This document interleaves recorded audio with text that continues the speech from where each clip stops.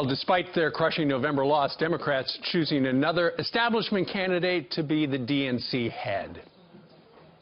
We will all be able to say the United Democratic Party led the resistance, ensured that this president was a one-term president, and elected Democrats across this country.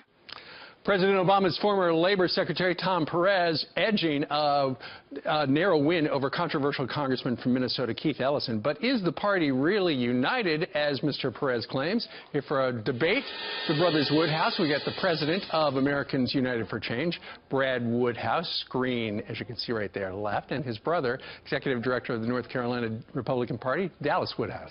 Guys, good morning to you. Good morning. Good morning. Brad, let's start with you. Your party, after this last election, is in a ditch. Is Mr. Perez the guy to drive you out of the ditch? Well, look, I'm really happy with Tom Perez. I would have been happy with Keith Ellison.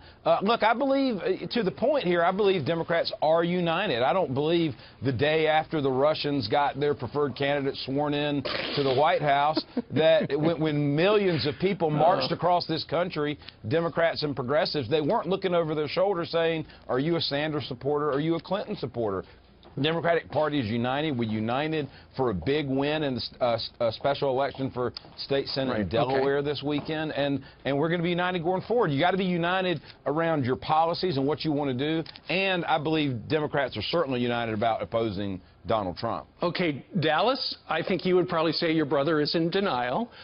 You feel that the Democratic Party is at the lowest place it has been in decades.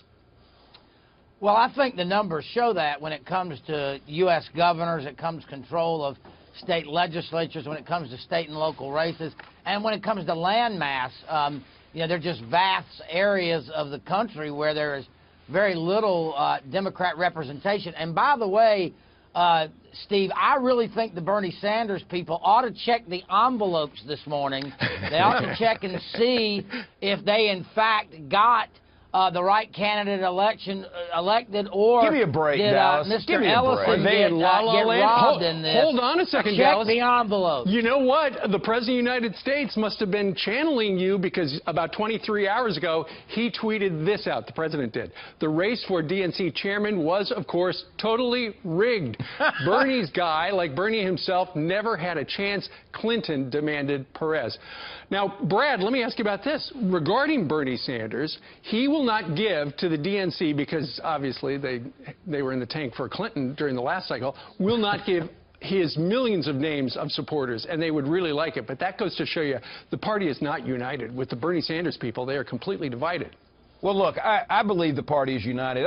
You know, one thing, Steve, that people didn't pay a lot of attention to this weekend is that Tom Perez came to the stage after he was elected, and he asked for acclamation to make Keith Ellison the deputy chair of the DNC. There was no such position, and he created it for Keith Ellison. It's very seldom you see someone who wins a race that hands a major seat to the person they defeated. I believe the party is united.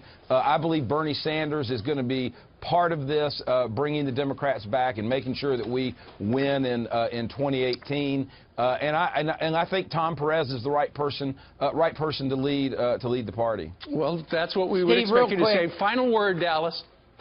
Steve, the real challenge there is that the party, the Democrat Party, is moving farther left, but their elections for Senate in 18 are in states that have gone right. That's the real challenge. That is all true. All right, Brad and Dallas, we thank you very much for joining us live. Spirited debate, as always, on this Monday morning. Guys, have a good week. Thank you.